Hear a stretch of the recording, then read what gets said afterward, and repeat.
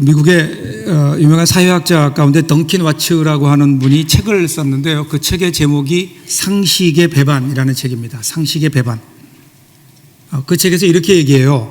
상식은 우리가 세상을 이해하도록 도와주기도 하지만 동시에 세상을 이해하는 우리의 능력을 심각하게 약화한다는 모순을 안고 있다. 그러니까 보통 우리가 상식이라고 하면 좋은 거죠. 합리적인 거잖아요. 안정적인 겁니다. 그런데 때때로 이 상식이라고 하는 것이 우리에게 걸림돌이 될 수도 있다. 이것을 가리켜서 상식의 배반이다 그렇게 얘기해요. 사실은 우리가 사회생활하면서 아니면 인생을 살아가면서 상식선에서만 생각하고 결정할 수 있다면 그다지 큰 문제가 없을 겁니다. 사실은 많은 문제들이 해결될 수 있을 거예요.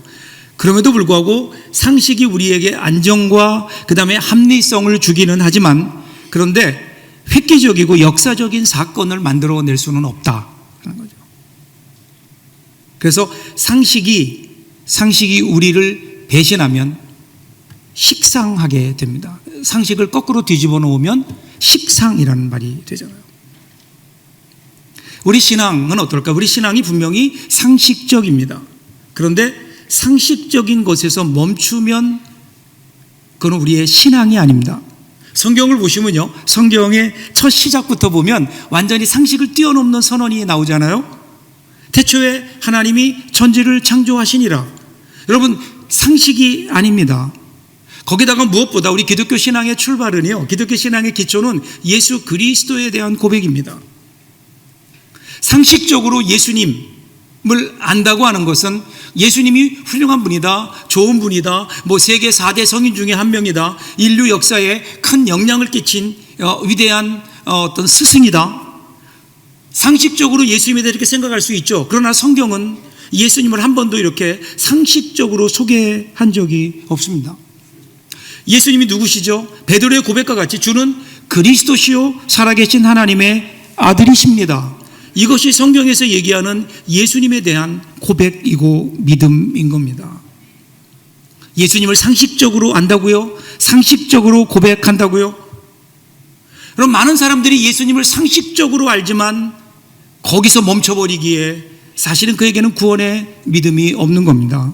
안타까운 사실은 교회 안에도 여전히 이 예수 그리스도에 대한 상식적인 수준에서 머무는 사람들이 너무 많아요. 예수님을 상식적으로 이해해요. 상식적으로 받아들여요. 그냥 예수님을 상식적인 선에서만 믿어요. 아직도 신앙이, 기독교 신앙의 출발조차 못한 겁니다. 기독교 신앙은 어디에 있나요? 기독교 신앙의 시작은, 기독교 신앙의 기초는, 기독교 신앙의 출발은 예수가 누구인지, 그 예수가 나를 위해 십자가에 죽어주신 구세주시오 하나님의 아들이심을 고백하는 것, 여기부터 우리 신앙이 시작되거든요. 오늘 저와 여러분에게 예수는 누구입니까? 여러분들은 예수를 누구라고 고백하고 있습니까? 오늘 우리에게 주시는 이 말씀을 통해서 저와 여러분이 이에 대한 분명한 답을 찾는 그런 귀한 은혜가 있기를 바랍니다. 자, 오늘 19절부터 시작해요. 요한복음 19절부터 보겠습니다. 그러므로 예수께서 그들에게 이르시되 내가 진실로 너희에게 이르노니 아들이 아버지께서 하시는 일을 보지 않고는 아무것도 스스로 할 수 없나니 아버지께서 행하시는 그것을 아들도 그와 같이 행하느니라.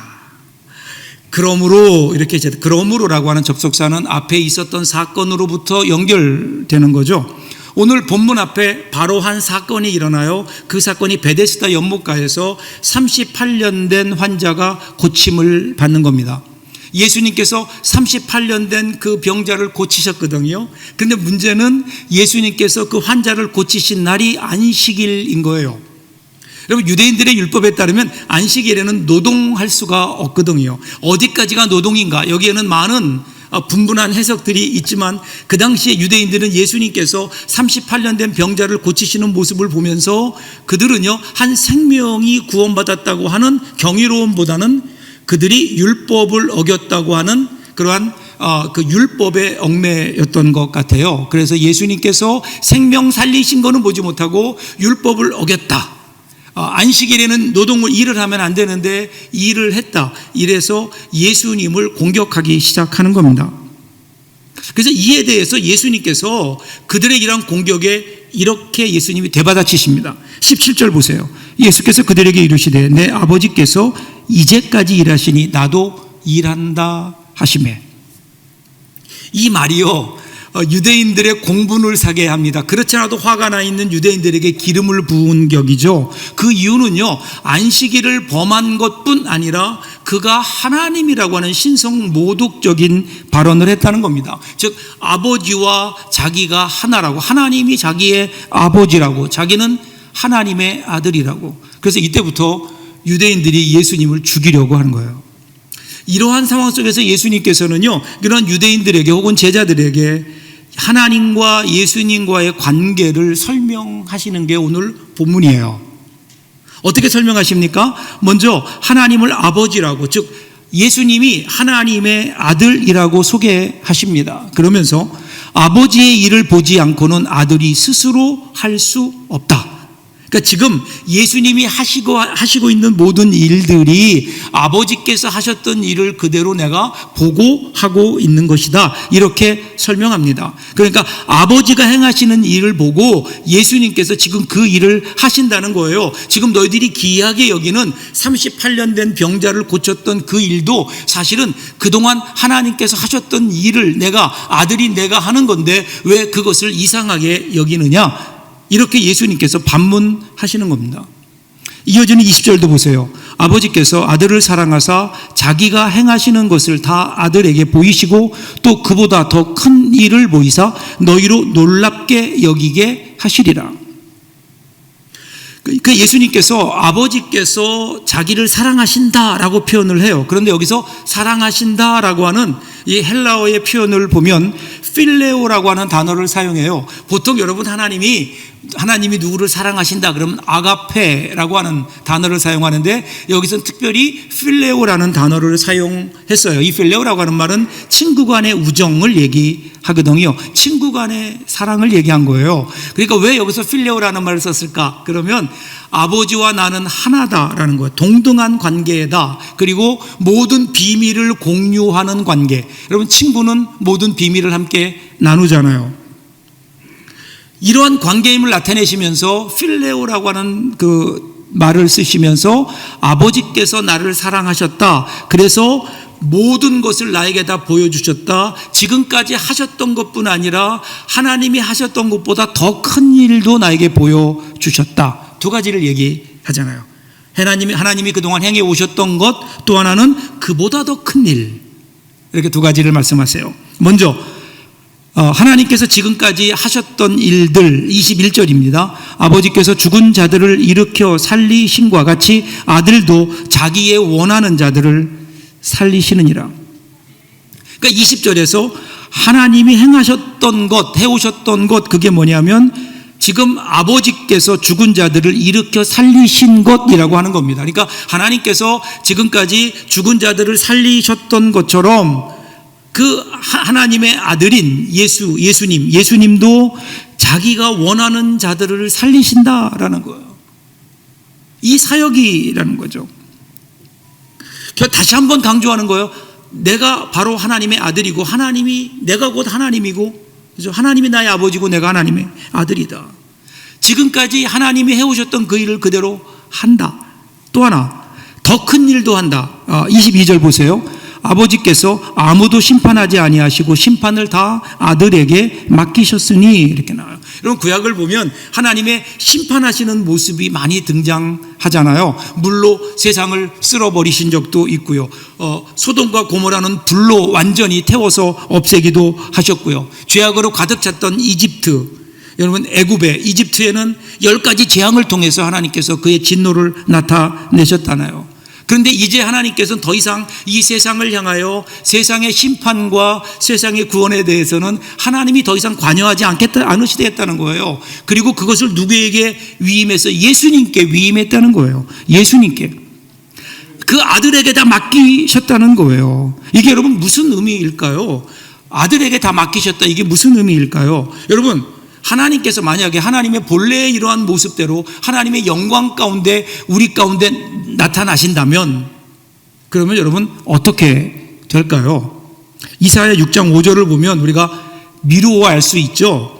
그때에 내가 말하되 화로다 나여 망하게 되었도다. 나는 입술이 부정한 사람이요 나는 입술이 부정한 백성 중에 거주하면서 만군의 여호와이신 왕을 배웠음이로다 하였더라. 이사야 선지자가 성전에서 하나님의 영광을 접한 후에 한 고백이에요. 그게 뭐예요? 나는 죽었다라는 거예요. 나는 망한다. 나는 죽었다. 나는 죽게 되었다는 거예요. 왜냐하면 그 하나님의 영광 앞에 피조물인 그리고 죄인인 내가 감히 그 앞에 설 수 없는 거예요. 그 영광의 빛 앞에 감히 마주할 수 없는, 하나님의 영광을 감당할 수 없어요. 그래서 하나님께서는 이 땅에 예수 그리스도를 보내셨다는 거야. 독생자 예수 그리스도를 보내셔서 인간의 몸을 입고 이 땅에 오게 하셨고 우리와 함께 살게 하셨다는 거예요. 하나님의 영광을 그 안에 감추시고 그리고 하나님께서 이제는 예수 그리스도를 통해서 이 땅의 구원의 역사, 심판의 일들을 하나님께서 이루어 가신다. 이것이 오늘 요한이 증거하는 내용인 거예요. 이것을 요한이 아버지께서 심판을 다 아들에게 맡기셨다 이렇게 풀어내고 있는 겁니다. 그래서 이제 모든 구원의 문제, 앞으로 되어지는 모든 구원의 문제, 그리고 심판의 문제, 이 모든 것들은요 예수 그리스도를 통해서 이루어진다라는 거예요. 예수 그리스도를 통해서. 그리고 23절에서 이것을 조금 더 자세하게 설명해 갑니다. 23절 보세요. 이는 모든 사람으로 아버지를 공경하는 것 같이 아들을 공경하게 하려 하심이라. 아들을 공경하지 아니하는 자는 그를 보내신 아버지도 공경하지 아니하느니라. 이렇게 맡기신 이유가 뭐냐면, 자 이제 아들을 보냈는데 그 아들에게 모든 것을 맡기셨어요. 그 이유는 사람들이 예수 그리스도 예수님을 공경하기 위함이라는 거예요. 이 공경한다는 말은 사실은 사람과의 사이에서 쓰이는 말이죠. 원래 성경에 나올 때 하나님을 대할 때 쓰는 말은 높인다, 찬양한다 그런 말이에요. 그러니까 사람들이 하나님을 높이듯이 하나님을 믿듯이 이제는 예수 그리스도를 믿게 하기 위함이다. 이것이 바로 예수님의 모습이라고 오늘 요한은 우리에게 분명하게 증거하는 거예요. 이제 이 땅에 일어나는 모든 구원의 사역들은 예수 그리스도를 통하지 않고는, 예수 그리스도를 알지 않고는, 예수 그리스도를 보지 않고는 절대로 이 땅의 구원을 이해할 수도, 구원에 동참할 수도 없다라고 하는 거예요. 여러분 교회 안에도 보면요 예수 없이 하나님 믿는 사람들이 너무 많아요. 예수에 대한 분명한 고백 없이 그냥 신앙생활을 하고 있다고 생각하는 사람들이 얼마나 많은지 몰라요. 여러분 이 세상에도 많은 사람들이 예수 인정해요. 좋은 분이에요. 훌륭한 분이에요. 인류 역사에 큰 영향을 끼친 분이에요. 거기까지는 다 인정해요. 그런데 예수님이 하나님의 아들이시고 그분이 구세주시고 그분이 나를 위해서 십자가에 죽었다는 이 사실을 전하면 사람들이 한 발자국 뒤로 물러나잖아요. 그리고 얼굴을 찡그려요. 상식적으로 이해가 되지 않는 거예요. 여러분 예수 그리스도의 정체, 이 정체성에 관한 질문이 왜 그렇게 중요할까요? 왜 예수님이 하나님이시든지 아니시든지 왜 이것이 문제가 될까요?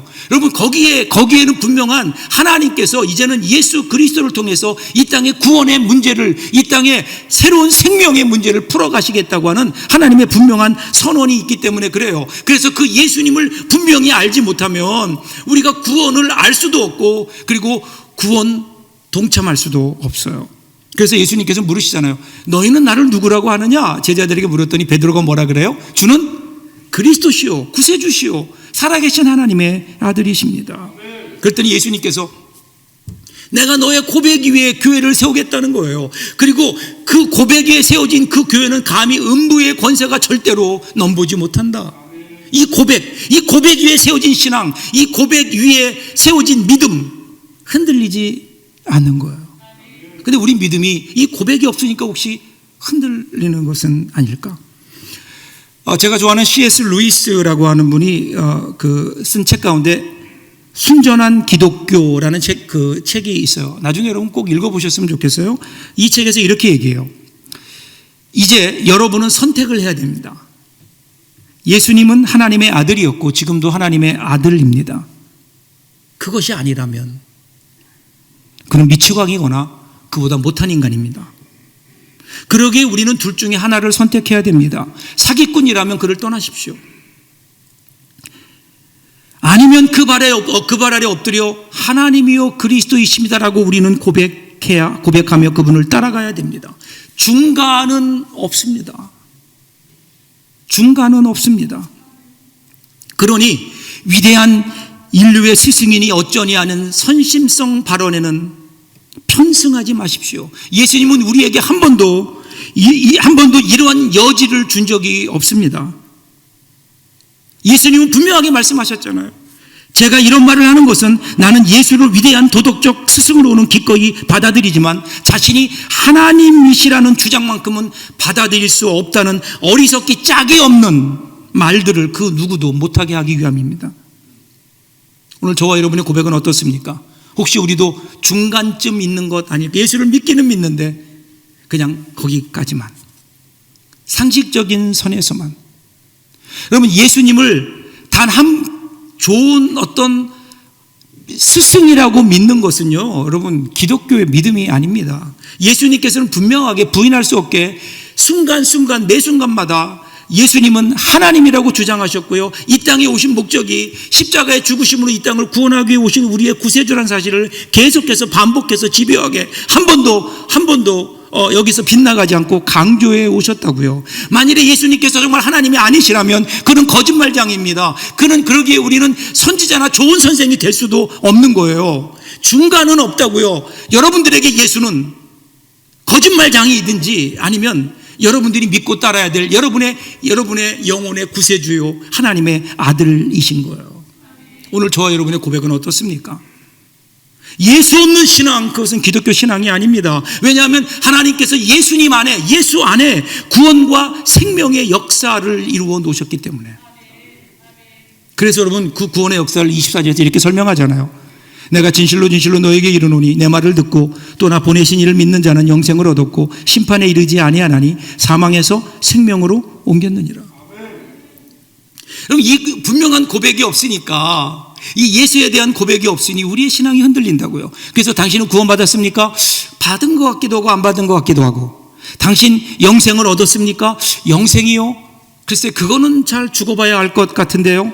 왜 그럴까요? 우리가 예수를 믿는다고 하면서 왜 영생과 구원에 대한 확신이 없을까요? 여러분, 구원의 근거가 어디 있나요? 우리는 자꾸만 구원의 근거를 나에게서 찾아요. 그러다 보니 내 자신의 모습에 실망하면서 이러고도 내가 구원받았다고 할 수 있는가? 우리의 모습 앞에 실망하고 구원의 확신을 잃어버린다고요. 사단이 우리를 그렇게 보게 하는 거예요. 그뿐인가요? 우리의 환경을 보게 해요. 변하지 않는 환경, 예수를 믿었음에도 불구하고 여전히 우리 삶 속에는 문제가 있고, 여전히 우리 삶 속에는 실패가 있고, 여러분이 우리 삶 속에는 약함이 있고, 주의 환경들을 보면서 내가 예수 믿는다면, 내가 하나님의 자녀라면 왜 내가 이런 어려움들이 나에게 있는가? 왜 환경에 변화가 없는가? 좌절하잖아요. 여러분, 여러분과 여러분의 환경을 보아서는 절대로 우리가 구원을 알 수가 없다고요. 왜냐하면 하나님께서는 우리의 환경 속에 구원을 심어 놓은 것이 아니라, 내 안에 구원을 심어 놓으신 것이 아니라 예수 그리스도 안에 구원을 심어 놓으셨기 때문에 예수를 바라보아야 되는 거예요. 그 예수, 우리를 위해 십자가에 죽어주신 예수님, 그 십자가의 예수를 증거하는 것이 바로 하나님의 말씀이잖아요. 하나님의 약속의 말씀이잖아요. 그 하나님의 약속의 말씀을 조금 더 보세요. 오늘 24절에 나온 내용을 보면 먼저 영생을 얻었고, 지금 가지고 있어요. 영생을 지금 가지고 있다고요, 우리가. 그리고 심판에 이르지 아니하나니, 미래에 심판이 있을 텐데 걱정하지 말라는 거예요. 이미 심판으로부터 하나님께 다 그 보호해 주셨다는 거예요. 구원이 보장되는 거예요. 마지막에 사망에서 생명으로 옮겼느니라. 이미 우리의 지경이 바뀌었다는 거예요. 사망에서 생명으로 옮겼느니라. 이것이 예수 그리스도께서 우리에게 주시는 구원의 사역이고 구원의 내용이라고요. 우리와 상관없이 되어진 일이라고요. 예수님께서 십자가에 죽어주심으로 우리 가운데 이러한 구원이 우리에게 온 거예요. 그래서 오늘 말씀을 보면 과거, 현재, 미래 세 시제를 다 사용해서 구원을 설명하잖아요. 그래서 신학자들은 이 구원을 설명하면서 이미, 그러나 아직이라는 단어를 사용해요. 이미 우리에겐 구원이 허락되었지만 아직은 이루어지지 않았어요. 우리의 구원이 언제 완성될까요? 주님이 이 땅에 오시는 날, 아니면 우리가 주님 앞에 가는 날. 구원이 완성되는 거예요. 그때까지는 어떻게 해요? 두렵고 떨린 마음으로 이 구원을 이루어 가는 거예요. 그러면서 그 말을, 이 구원의 전제, 이 놀라운 구원, 이 과거, 현재, 미래를 아우르는 이 놀라운 구원의 신비, 이 구원의 신비를 우리가 경험하기 위해서 하나님이, 예수님께서 우리에게 주신 전제가 있다고요. 그 전제가 뭐예요? 내 말을 듣고 나 보내신 이를 믿는 거예요. 여기에 있어요. 예수의 말씀을 듣는 거예요. 그리고 그 예수님 말씀을 통해서 그 하나님을 믿는 거예요. 여러분, 우리가 생각하는 하나님 아니에요. 내가 생각하는 일반적인 God, 신이 아니에요. 예수님을 보내신 하나님이 세상을 이처럼 사랑하사 독생자를 주셨으니 그 하나님을 우리가 믿는 거예요. 그러면 그것을 통해서 어떻게 해요? 우리가 구원이 우리 가운데 이루어지는 거예요. 말씀을 통해. 그러기에 여러분, 예수님 없는 하나님은 없어요. 우리는 예수님을 통하지 않고 하나님을 알 수 있다? 아니에요. 진정한 구원의 하나님은 예수 그리스도의 십자가를 통해서만 볼 수 있는 거예요. 그래서 이어지는 25절에서 이렇게 강조하잖아요. 진실로 진실로 너에게 이르노니 죽은 자들이 하나님의 아들의 음성을 들을 때가 오나니 곧 이때라. 듣는 자는 살아나리라. 여기 여러분, 죽은 자들이 살아난다. 미래에 있을 일이기도 해요. 미래에 예수님께서 영광 중에 천사장의 나팔소리와 함께 이 땅에 재림하실 그때 죽은 자들이 살아나요. 분명히 살아나요. 근데 그때만일까요? 아니에요. 이때라. 지금 듣는 자들, 지금 이 땅에서 그의 영혼이 죽어서 죽으면 그 이후에 갈 곳은 지옥밖에 없는 그 영혼들, 사망에 이를 수밖에 없는 그 영혼들, 그 영혼 속에 이 말이, 이 복음이 전해질 때, 그 복음을 들을 때 그들의 영혼이 살아난다고요. 그들 가운데 새로운 구원의 역사가 일어난다고요. 그래서 예수님의 음성은 살았고 운동력이 있어요. 새로운 창조하시는 거예요. 하나님께서 말씀으로 천지를 창조하셨듯이 지금 예수님께서 예수님의 말씀을 통해서 이 땅에 새로운 생명의 역사를 창조해 가신다고요. 이 음성을 듣는 자마다 살아난다. 이 음성을 듣는 자마다 구원에 이르게 된다. 이 음성을 듣는 자마다 영생에 이르게 된다. 여러분, 오늘도 하나님께서 그래서 우리에게 말씀하신다고요. 이런저런 말씀, 경로를 통해서 우리에게 말씀하시잖아요. 이 말씀을 듣고 아멘하고 받아들일 때 그때는 우리 가운데 새로운 창조의 역사, 새로운 생명의 역사가 나타나는 것 아닐까요? 듣는 자는 살아나리라. 로마서 10장 17절에서 사도 바울이 이렇게 이 믿음을 설명해요. 그러므로 믿음은 들음에서 나며 들음은 그리스도의 말씀으로 말미암았느니라. 믿음은 들음에서 나온다고. 교회 다니는데 하나님 말씀을 듣지 않아요? 하나님 말씀 앞에 마음을 열고 그 말씀을 나에게 주시는 하나님 음성으로 받아들이지 않아요? 그러니까 어떻게 돼요? 내 생각대로 사는 거예요.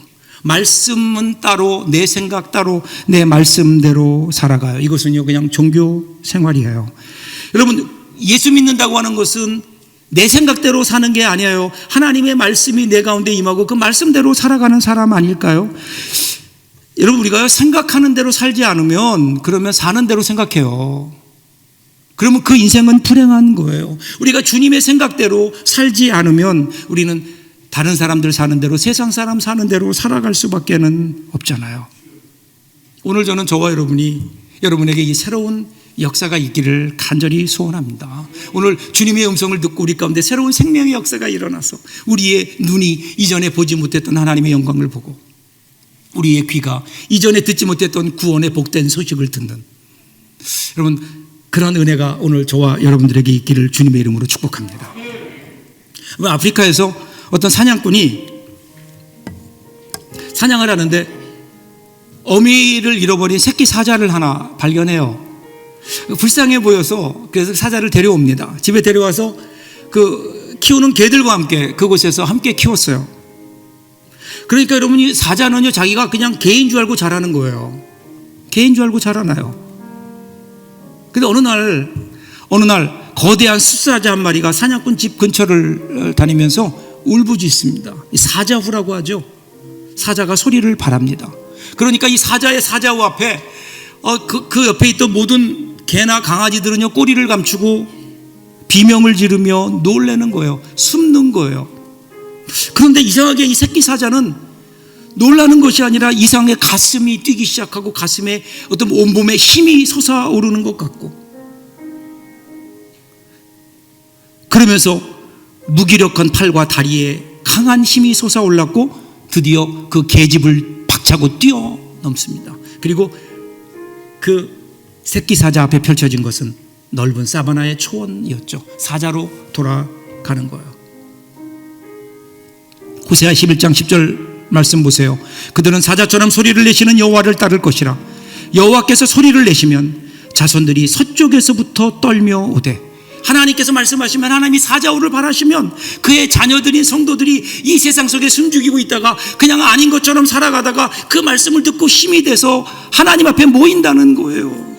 이 사자오 같은 주님의 음성, 그 음성이 우리를 살아나게 한다고요. 사랑하는 여러분, 하나님이 우리를 이 땅에 보내시면서 얼마나 멋지고 아름다운 삶을 계획하셨을까요?